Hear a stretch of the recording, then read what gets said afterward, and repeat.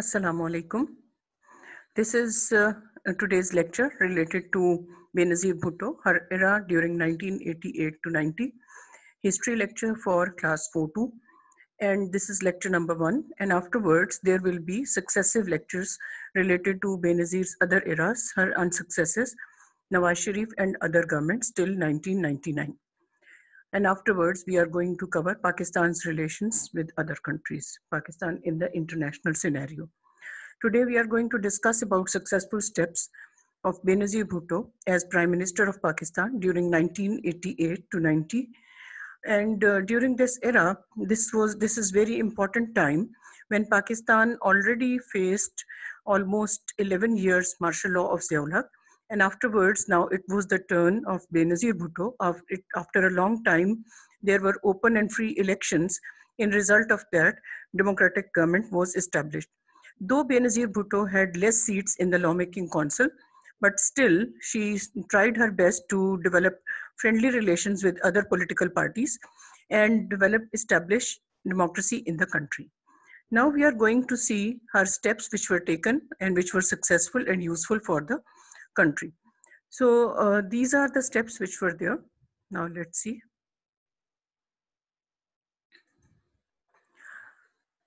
As first woman as a Pakistani government head, she was the first Muslim lady head, and she was the one who faced very difficult time during this martial law, because this previous martial law was enforced after punishing her father, Zulfikar Ali Bhutto, and after a long exile of Benazir Bhutto and Nusrat Bhutto. And along with that, they faced a lot of problems. Their political workers also were tortured and faced a lot of problems. But now it was after a long time, it was a very popular party of that time. And after a long time, Benazir Bhutto came back to Pakistan, and she was permitted to take back in the political activity of the country, participate in the political activity. And this was the time when after a long time, elections were conducted. Public was given the right to vote for the selection of their government. And public was quite happy and satisfied that now their representatives were going to rule their country, and their wishes and their demands would be acceptable. And in this manner, Benazir also knew the responsibility. So she took up this responsibility. Martial law was ended. All those laws and ordinances which were there during the time of Ziaul Haq, some of those could be removed, but most of those could not be removed because those were the part of law during Ziaul Haq's government. So it was also a challenge for her to restore democracy. It was very important that she could be able to remove those amendments which were there in the constitution, but that was possible in result of larger share in the government, more seats in the government. Anyways, she started democracy, and her focus was the public welfare. First of all, as Pakistan was the ally of US in those days, and it remained US ally for even later years also. So she focused on that Pakistan required to upgrade its weaponry part. So that is why she developed transfers of, she secured funds and transferred different kind of informations and requirements related to the weapons. So it was also confirmed that Pakistan had, she was basically interested to buy F-16s for Pakistan, and she wanted to upgrade the Air Force system of our country. So that is why she was working for it, though it was difficult to provide such large amounts of money. But still, she was trying her best that she must buy F-16. So there were discussions related to that. She had meeting with President Bush and confirmed him that Pakistan was going to use those for the upgradation of their Air Force. So a lot of discussions were there related to that. Some important political restrictions were there during Ziaul Haq's era because of problems created by those parts in the society. Those were trade unions and political prisoners. Along with that, student unions were there. These were the three parts which were given a lot of power by Zulfikar Ali Bhutto as a democratic prime minister of the country. But after Zulfikar Ali Bhutto was given punishment, death sentence, and democracy was removed, and for 11 years it was Ziaul Haq's era, he totally banned trade unions. These trade unions worked as the unions which could work and voice for the rights of those workers who were on the lower scales, and those could not meet owners and they could not present their demands and problems. So these trade unions were working for the rights of those workers in the private sector, as well as to some extent in the government sector also. Then political prisoners were those who were the PPP workers, and they were raising the voice for democracy and raising voice for Zulfikar Ali Bhutto, and they were writing or having speeches against martial law. So they were for no reasons, for just for these reasons that they wanted democracy, they were imprisoned, and for since long they were in the imprisonment. So this was the time when she thought that she must work for these aspects of the society, because public was directly hit in these areas, because in the absence of trade unions, workers who were working in the private sector, then they were exploited. There was no one who could voice for their rights, and owners of the owners and traders and industrialists had become so powerful that nobody could say anything to them. Whatever they wanted, they were doing, and government was supporting them because they were supporting the government, and that was the rich part of the society also.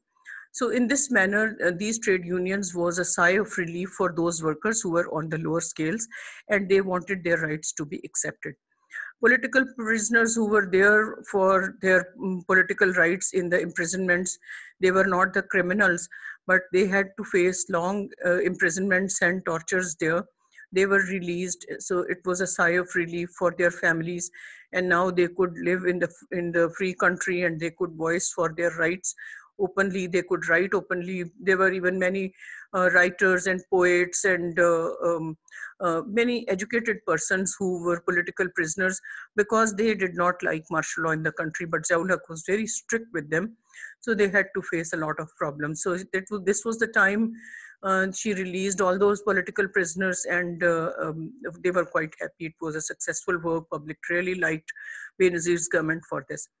Students were working previously during Z.A. Bhutto's time for the student unions. This was the purpose of these student unions, was to give political awareness to the students who were the future voters and who were the ones who were going to voice for the rights of the public.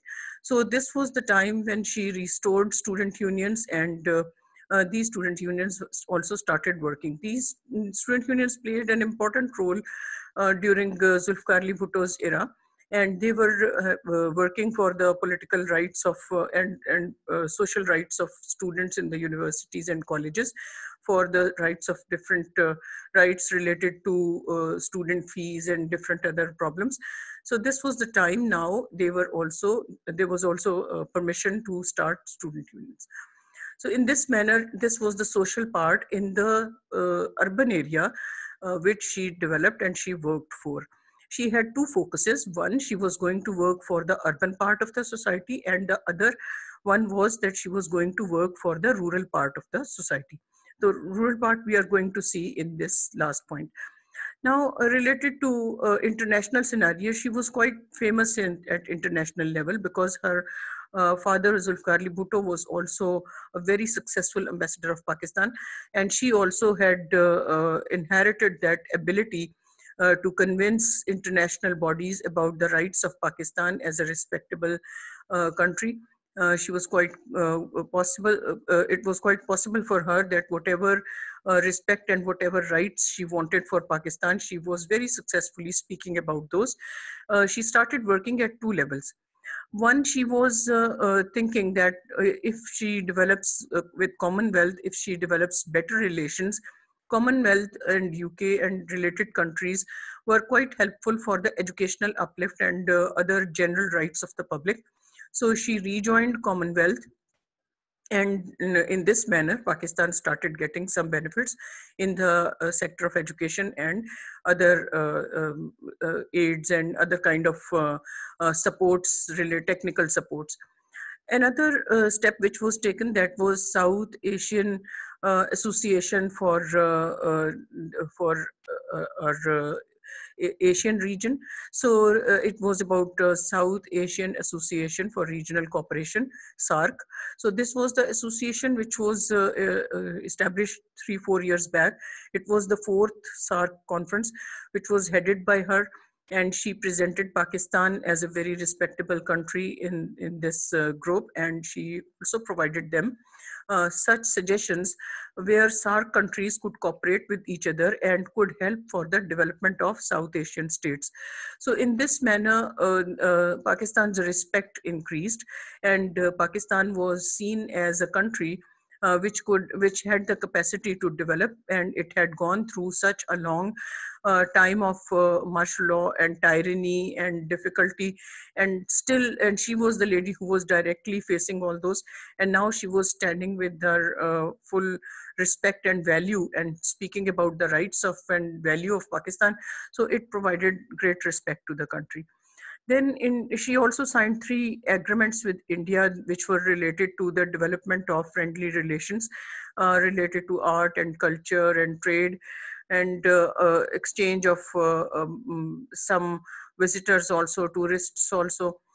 And the purpose behind this signing of this agreement was that Pakistan and Kashmir could sit and decide about the Pakistan and India could sit and decide about Kashmir issue, and in this manner that could be resolved with talking instead of wars and instead of terrorist activities, because Pakistan already had faced a long and difficult time in the war being in the war zone of Afghan-Russia war, and being the direct victim of social and economic problems which were created in result of the influx of a lot of refugees which were coming to Pakistan, and a lot of weaponry also coming to Pakistan in result of Afghan-Russia war. So this was the time to develop peaceful agreements and peaceful relations with neighbors, and to develop Pakistan, to promote Pakistan. So it was a successful step,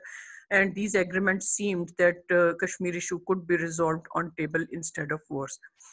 Then she visited USA, President Bush, and she wanted that some agreements could be signed in such a manner that Pakistan could be given some relief in developing its weaponry, its social sector, its educational sector, and with world powers, it could get some cooperation. That was quite successful meeting, but later on results were not that good.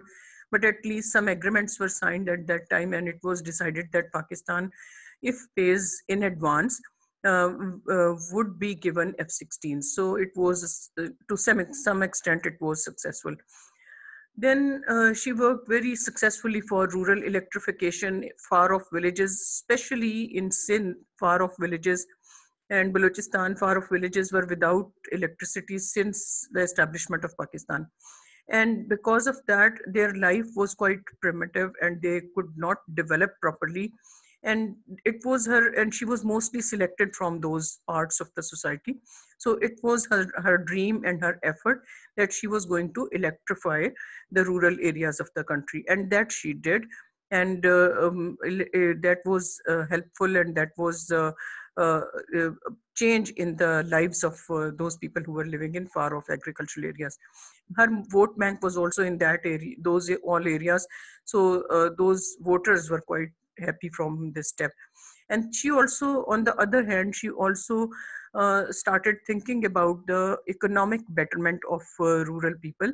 So for this purpose, she started working for agricultural mechanization, and she decided that agriculture, if mechanized, then Pakistan can increase its agricultural production, and on the basis of that, large raw material industries could get more raw material, and Pakistan could manufacture more goods, and in this manner Pakistan's domestic requirements could be fulfilled, and in this manner import bill can be reduced, and along with that Pakistan can export those things also. So in this manner agri mechanization was her step, which was successful, and many areas which were previously working on primitive lines, now those could be modernized. Along with that, she was very much concerned about the women's status in the society, because previously during Zia's era, as Nusrat Bhutto and Benazir Bhutto and many PPP women workers were discouraged, and such laws were passed where women could be discouraged and set behind the scene, and they must not participate in any kind of political and social activity. So this was the time to give support to women and children in the society, and especially rural situation of rural women and children was quite pathetic. Educational institutions were not working well in the rural areas. Women rights were not taken care. Women health centers were not there. So she decided to establish health centers which could work instantly for the support of these women, and educational institutions also could be established. So these were the steps which were successfully taken by Benazir Bhutto. Though her government could not complete 5 years, it remained just for almost for 2 years, and then her government was ended because of Ghulam Ishaq Khan, who was the president of that time, and there were some clashes between Benazir Bhutto and president. And at that time, president had the power that he could dismiss the prime minister.